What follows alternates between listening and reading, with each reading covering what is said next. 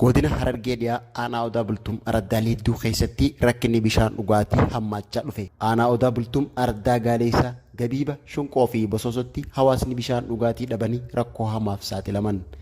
Jiraattonni Araddaalee tanneeni duraan bishaan roobaa haroo fi corooraa manneen irraa cimbisanii dhugaa kan turan yoo ta'u, amma immoo sababa roobni osoo hin roobin tureef bishaan dhabanii rakkachaa jiraachuun dhagayame. Waqtii bonaa bishaan bitaa turuu fi bishaan bitaa turanis garmaleetti qaala'u jiraattonni aanaa Odaa Bultuum Araddaalee kanneenii jireenyi isaanii yaaddoo keessa isaan galchuu himan. Rakkoo bishaan dhugaatii aanaa Odaa Bultuum yeroo dheeraaf osoo hin furamin turuu fi rakkinni karaa makiinaa aanaalee kanneenii ammas rakkina bishaan dhugaatiitiif cooxxoo gubbaatti fanxoo ta'e jechuun jiraattonni aanaa sanii dubbatan.